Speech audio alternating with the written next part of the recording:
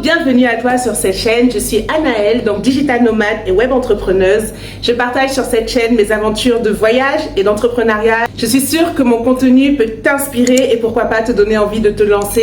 Donc, bienvenue encore une fois sur cette chaîne. Si tu me suis déjà sur cette chaîne, alors tu connais mon histoire. Mais si tu viens d'arriver, je vais te faire un topo rapide. Avant de tout plaquer et d'aller vivre ma best life à Bali, j'ai fait plus de 10 années dans la restauration. Yes, à l'époque, j'étais très loin de me douter que j'étais capable de faire plus que ça. Vu que je n'avais aucun diplôme et à la vue de la société, aucune valeur. Enfin, j'abuse, mais c'est pas très faux non plus. Donc, j'ai commencé à travailler dans la restauration hyper tôt. J'avais 17 ans à l'époque et c'était aussitôt que j'ai arrêté l'école. À cette époque, je m'étais promis que quoi qu'il arrive, je sortirais de la restauration avant mes 30 ans. La restauration, c'est génial quand tu es jeune, mais je pense honnêtement qu'une bascule s'opère quand tu passes la barre des 30 ans. Après, ce n'est que mon avis, j'ai pas envie d'ouvrir un débat là-dessus. Mais en tout cas, pour moi, c'est ce que je m'étais promis. Donc voilà, une fois installée dans mes fonctions, donc ma routine, c'était vraiment entre 10 heures, voire plus de travail, enfin tu connais ou peut-être pas, mais selon l'afflux en fait, selon le monde, selon la clientèle, tu peux partir beaucoup plus tard, comme tu peux quitter aussi parfois un peu plus tôt. J'avais des fois une pause d'1 heure entre deux pour pouvoir voilà, manger, me reposer, fumer, voilà. Dans la restauration, on est souvent en sous-effectif, on court beaucoup. On a pas mal de pression et selon l'endroit où on bosse, on a souvent plus de pourboire, souvent pas. Enfin voilà, ça varie énormément. Franchement, de belles années en fait. Je vais pas cracher dans la soupe. J'ai gagné correctement ma vie. Donc au début, un SMIC plus les pourboires. Et plus j'évoluais, plus je commençais. Je crois que sur la fin, j'étais plus dans les 1008, 1009 plus les pourboires. Après, en prenant en compte que j'ai jamais vraiment voulu évoluer. Donc, on m'a proposé des postes à responsabilité. Une fois, j'ai accepté comme ça sur un malentendu et c'était que du remplacement. Mais ça m'a pas trop plu et en fait, je faisais ça juste pour payer les factures. J'avais pas envie de prendre des responsabilités. J'avais pas envie de me casser la tête en fait. Clairement, je faisais le minimum syndical. Quand même, moi, ça me satisfaisait parce que ce salaire-là, je trouvais que c'était énorme pour une fille seule, célibataire, sans enfant. Mais apparemment, pour la France, c'était pas assez. Alors, dans mes souvenirs, l'ambiance était plutôt cool. Je me souviens que déjà que j'avais pas de vie sociale en dehors de ça. Donc, mes amis, c'était mes collègues en fait. Et franchement, je crois que c'est une des raisons qui faisait que des fois, je pouvais kiffer une expérience dans un restaurant qu'une autre. C'était l'ambiance. Voilà, c'était le staff, c'était les collègues. On rigolait bien, on picolait pas mal aussi. Honnêtement, quand j'ai commencé à travailler, comme je vous disais, moi, j'avais vraiment en tête de partir à un moment donné. Bon, c'était large, je m'étais laissé 10 ans pour pouvoir réfléchir à un plan de reconversion. Mais j'ai très vite été pris au piège. Pourquoi? Parce que du coup, comme j'ai commencé à travailler très jeune, je faisais partie des plus accomplis entre parenthèses financièrement parmi mon cercle d'amis, de mes copines qui allaient encore à l'école. Et c'était très dur de sortir de ça parce que j'ai vraiment appris à être indépendante. J'avais déjà un appartement, des responsabilités, des charges. Et j'avais du mal à me dire que je vais devoir renoncer à une moitié de mes revenus pour pouvoir retourner à l'école et apprendre quoi. Je ne savais toujours pas, vu que je ne savais pas ce que je voulais faire de ma vie. Je ne savais pas ce qu'il était possible de faire pour moi dans ma situation. Et je me posais beaucoup de questions, je remettais beaucoup de choses aussi en perspective. Je me disais, bon, qu'est-ce que je peux faire?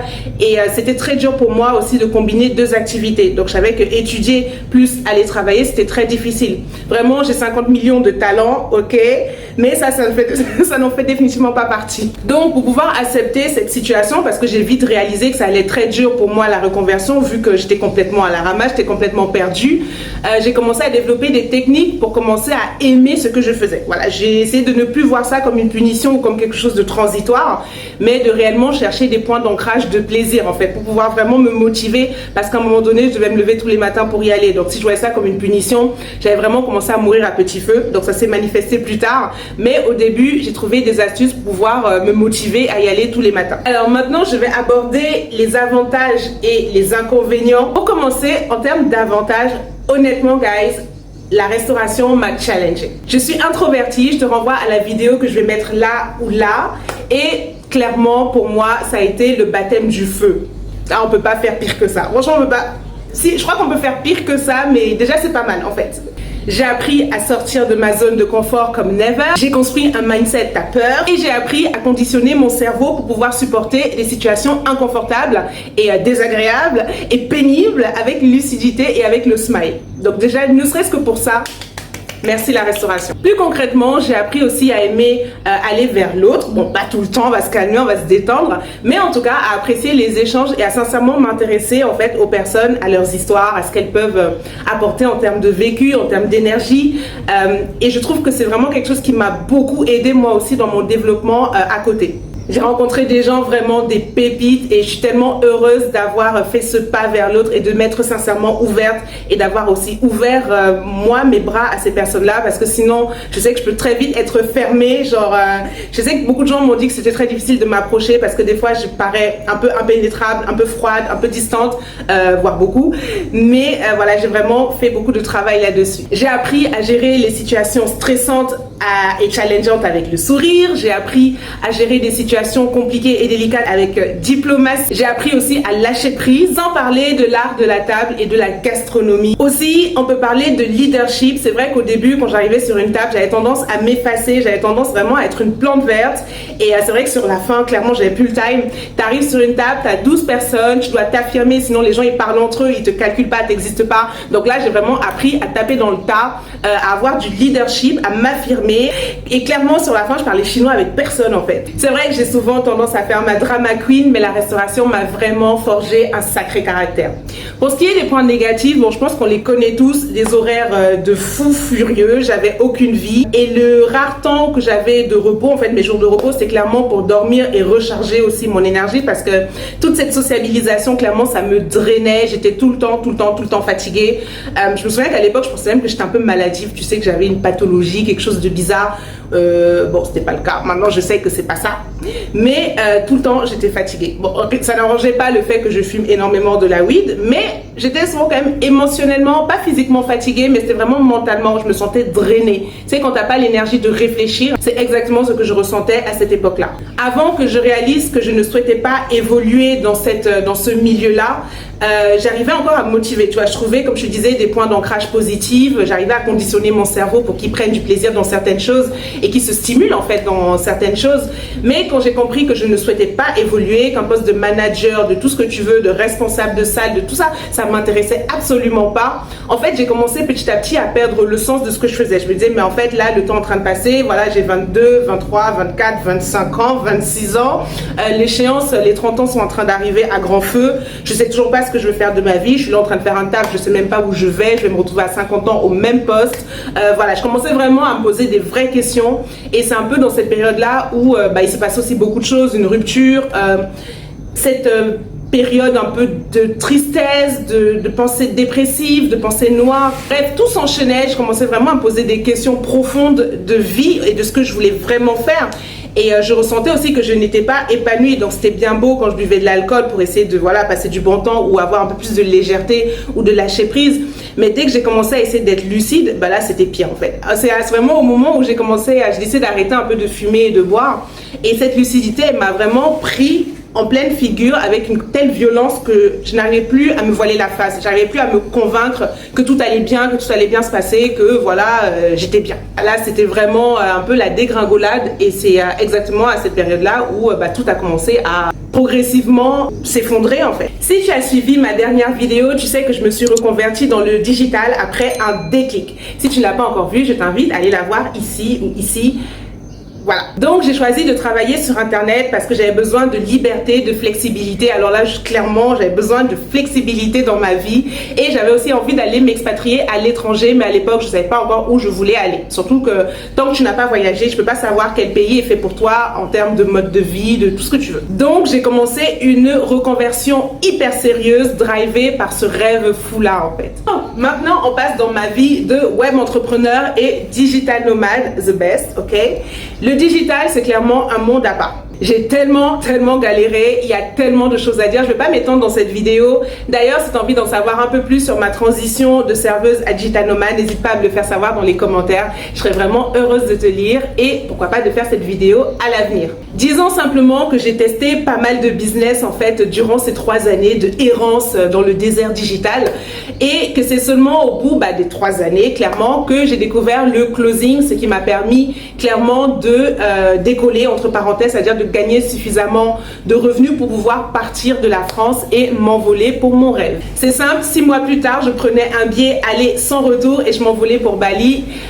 J'ai clairement fui. Voilà, il m'est arrivé tellement de galères en plus dans les derniers jours. Je suis partie à Bali avec 250 € sur mon compte en banque. Mais encore une fois, c'est une histoire que je vais te raconter un peu plus tard parce qu'il y a tellement de choses à dire. C'est là que je découvre réellement ce que c'est que le freelancing et l'entrepreneuriat et la vie de digital nomade aussi. On va pas se mentir, c'est quand même pas commun. Toujours toujours pas. J'aimerais bien que plus de personnes le connaissent, mais c'est toujours pas aussi commun. Honnêtement, en termes de mindset, c'est vrai que j'ai beaucoup de challenges, on va pas se mentir, mais la restauration m'a déjà formée là-dessus, donc ça va, franchement. Le pire dans l'entrepreneuriat et dans toute cette vie de digital nomade, de freelance, c'est le manque de stabilité financière. Oh man, ça c'est insane, ça c'est la pire chose qui soit en fait. Surtout quand t'es pas habitué et que tu sors d'une structure de salarié. Honnêtement, c'est juste flippant. De toute façon, pas le choix, je suis déjà en plein dedans. Je me suis jetée, comme on dit, la tête en première. Donc, je prends vite des responsabilités et j'observe aussi plus vite des résultats, ce qui est quand même assez stimulant pour continuer d'avancer. Je suis tout le temps challengée, stimulée, j'apprends beaucoup de choses et je me rends compte que j'aime ça. Donc, voilà, il y a quand même quelque chose qui est différent par rapport à ma vie d'avant. J'aide des personnes concrètement et ça donne du sens à mon activité et me donne envie d'en faire encore plus. Entre nous, on gagne mieux sa vie quand on est à son compte parce qu'on a un meilleur contrôle sur ses rentrées d'argent, dans le sens où plus tu bosses intelligemment quand même, plus tu as des rentrées d'argent et voilà, ça dépend vraiment de ton travail et de ta volonté. Si tu as envie d'être riche, clairement avec l'entrepreneuriat c'est possible. Si tu as envie d'avoir un mode de vie assez cool, c'est possible aussi. Si tu as envie de pas travailler, bah c'est pas grave, tu travailles pas mais tu n'auras pas de revenus. Enfin bref, tu peux vraiment faire beaucoup de choses, tu as un champ des possibles qui est juste hyper flexible. Aussi, plus tu es smart, plus tu vas vite et plus tu apprends comment automatiser certains processus et ça clairement on va pas se mentir, c'est quand même bien quand tu sais automatiser les choses, tu vois, ça te fait quand même de l'argent entre parenthèses passif et c'est quelque chose que dans le monde réel, voilà, tu n'as pas accès tant que tu n'es pas, je sais pas, propriétaire de biens immobiliers par exemple ou rentier ou héritier, voilà, tout simplement. Pour commencer sur les avantages, alors ils sont nombreux. Donc oui, j'ai rejoint la secte des entrepreneurs digital nomades, liberté géographique, financière, indépendance digitale, bref, on s'en fiche.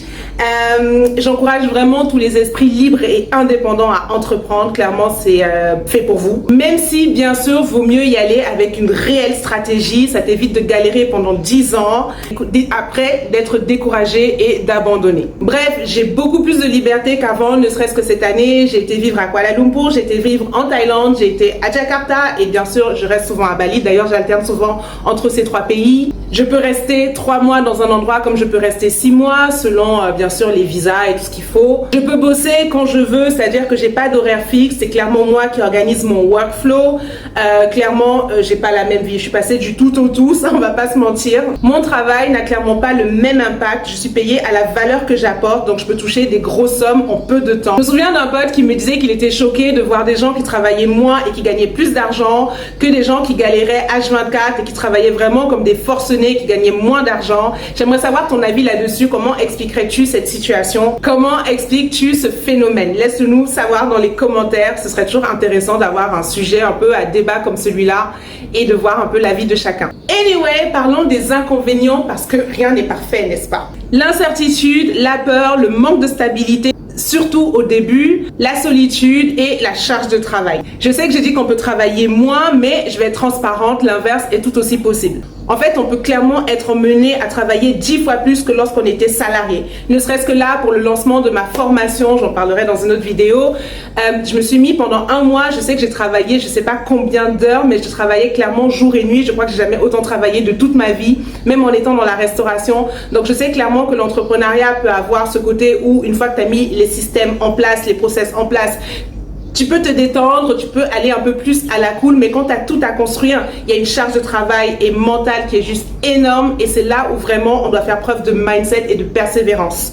L'entrepreneuriat, c'est travailler H24, c'est gérer l'humain, donc tes clients, et s'assurer que tout se passe parfaitement. Donc, je te laisse imaginer la charge mentale que ça représente. Si je devais tout résumer, je dirais que ça nous rend hyper responsables. Mais j'ai une théorie là-dessus, selon laquelle plus on est autonome et responsable, plus on est libre. Je te laisse réfléchir à cette phrase. En conclusion, comme tu peux le constater, ma vie a changé du tout au tout. Et ça en moins de 2 ans. Je pense que j'ai beaucoup changé aussi, heureusement en positif, parce que je me sens quand même plus épanouie, plus heureuse aussi. Bon, on n'est jamais vraiment heureux à 2000% parce qu'on vit dans un monde quand même catastrophique, mais en tout cas, je me sens beaucoup mieux qu'avant, ça c'est sûr et certain. J'ai gagné énormément en assurance et en confiance aussi, c'est pas négligeable. Et j'ai vraiment réappris à vivre ma vie pleinement et à ne pas la subir comme je le faisais avant. Et ça vraiment, je le souhaite à tout le monde, je te le souhaite aussi à toi. Surtout à notre époque où les gens sont perdus dans un système qui ne les ressemble pas et qui font des choses qui ne sont pas eux en fait. Alors, je vais arrêter ma vidéo ici. Je te remercie d'avoir pris le temps de regarder cette vidéo. J'espère qu'elle va t'inspirer, qu'elle va te montrer qu'une autre voie est possible. Même si tu pars de zéro, que tu n'as pas de diplôme, tu peux y arriver. Clairement, si je l'ai fait, n'importe qui peut le faire. Hein. J'ai rien d'exceptionnel, si ce n'est de grands rêves et beaucoup d'audace. N'hésite pas à t'abonner à cette chaîne si ce n'est pas encore fait. Et je te dis à très vite pour plus de vidéos, pour plus de valeurs, pour plus d'histoires, pourquoi pas. Et passe une belle journée. Bisous.